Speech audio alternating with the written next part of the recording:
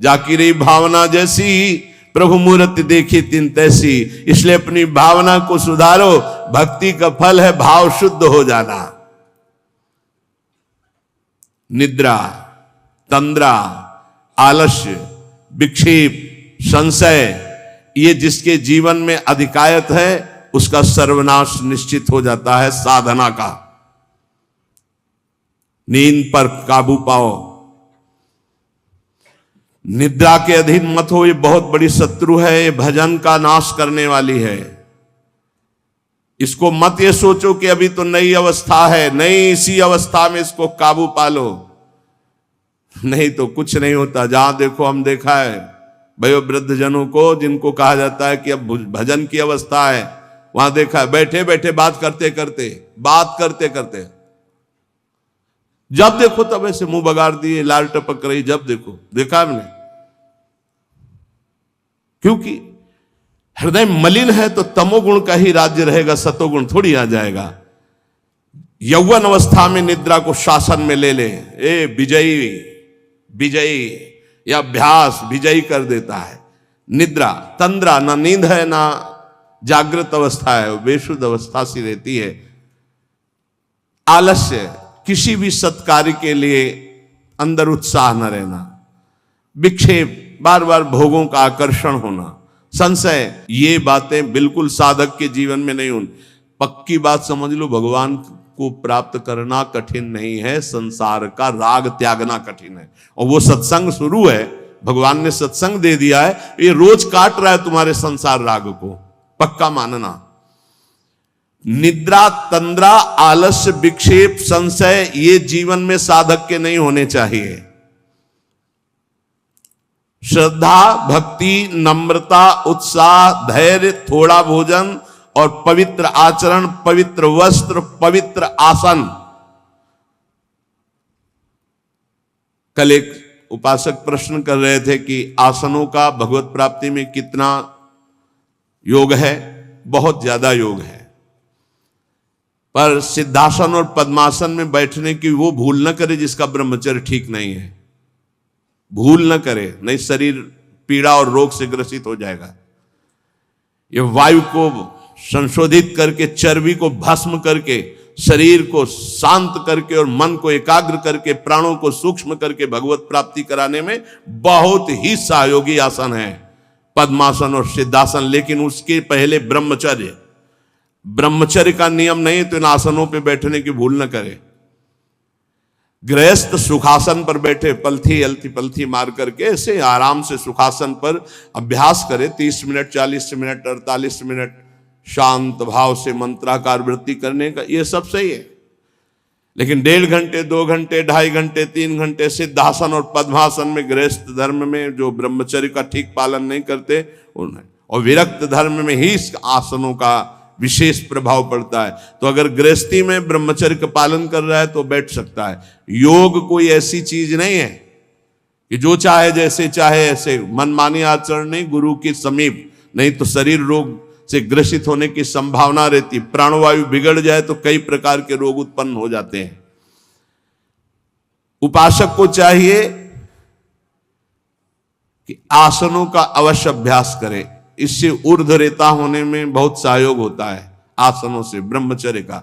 जैसे आप शांत ऐसे बैठे हैं पद्मासन या सिद्धासन से, अब आपके अंदर वायु बिगड़ेगी, भीषण दर्द शुरू होगा, जांघों में दर्द शुरू होगा, शरीर में विशेष हरकत पैदा होगी, विशेष बिजली दौड़ेगी, एक शक्ति, शांत एकदम, मंत्र में पूरी वृत्ति।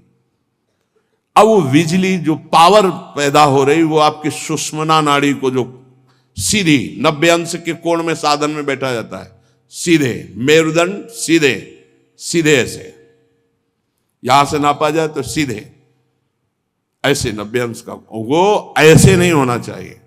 जितने मिनट, 1.25 घंटा, 1.5 घंटा, 2 घंटा, सीधे ऐसे। आज्ञा चक्र पर दृष्टि हो आंतरिक या नासाग्र दृष्टि हो, और उसमें बार बार मंत्र लिखा जा रहा हो, चूक नहीं होनी चाहिए। मंत्र की चूक नहीं, बहुत जल्दी लाभ प्राप्त होता है, पर इसके लिए पूर्ण ब्रह्मचर्य की आवश्यकता है। जरा भी चूक नहीं, जैसा कह रहे हैं वैसा। प्राण सूक्ष्म होने लगेंगे, मन एकाग्र होने लगेगा, शरीर शांत होने लगेगा, चंचलता रहित। पर एक बार पसीना पसीना, एक बार भीषण कष्ट प्रतिदिन, जब तक शून्यावस्था नहीं आती शरीर की, तब तक वो साधक को यही पापों को भस्म करता है। यही आसन उसको दिव्यता प्रदान करते। अब इतनी हीट पैदा होती है उसके अंदर, अगर संयम से नहीं है तो व्यभिचारी बन जाएगा। बहुत ध्यान देने योग्य बात, उस समय उसकी कुंडलनी, उसकी सुषुम्ना नाड़ी, उसकी हर नाड़ी एक्टिव होती है उस गर्मी से, आध्यात्मिक शक्ति से। अगर वो व्यभिचार की जरा भी गलती करेगा तो कुंडलनी की अधोगति हो जाएगी, अधोगति नीचे की तरफ हुई, भारी व्यभिचारी बन जाएगा। ये ऊर्ध्वगामी जीव ही सुषुम्ना मार्ग संचारी, सुषुम्ना मार्ग से संचरण हुआ, आजीवन के लिए काम रूपी वेदना से मुक्त हो जाएगा। जीव ही ऊर्ध्वरेता ब्रह्मचारी हुआ, संकल्प ही खत्म काम का, नष्ट हो जाएगा। एक ऐसी परमानंदमय स्थिति योगी की, वही सब बिना कुछ किए ये स्वाभाविक हो जाएगा यदि नाम जब श्वास प्रश्वास से किया जाए। ध्यान रखना, एक इतना कठोर और एक इतना सहज, श्वास प्रश्वास पर ध्यान है, हर समय नाम चल रहा है, वो सब बड़े शीतल प्रकृति से जागृत कर देगा। कुंडलनी जागृत हो जाएगी, सुषुम्ना मार्ग संचारी संचरण होने लगेगा। नाम जप में सब सामर्थ्य विराजमान है। ये केवल प्रवचन की बात नहीं कर रहा, अनुभव की बात कह रहा हूं। पूरे शरीर को झकझोर के रख देती जिस समय कुंडलनी जागृत होती यौगिक क्रियाओं के द्वारा, और नाम के द्वारा जब जागृत होती तो पता ही नहीं चलता कब जागृत हो गई। ये ध्यान रखो, वही नाम से ऐसे सहज में जागृत हो जाती कि उसको पता भी नहीं चलता कि हमारे अंदर कुंडलनी जागृत हो गई क्या, सुषुम्ना मार्ग खुल गया है क्या। खूब नाम में प्रीति, सदाचार पूर्वक आसनों का सेवन, ये तो सदगृहस्थ भी कह सकते। 45 मिनट आप सुखासन पर बैठने का अभ्यास करें, अगर थोड़ा भी परमार्थ पे, कम से कम 24 घंटे में 2 बार आसन में बैठने का तो अभ्यास। सुखासन ऐसे पलथी मारकर ऐसे आराम से, या अर्ध पद्मासन, एक टांग के ऊपर, बाई टांग के ऊपर दाई टांग ऐसे चढ़ा करके आराम से, ये आराम आसन है।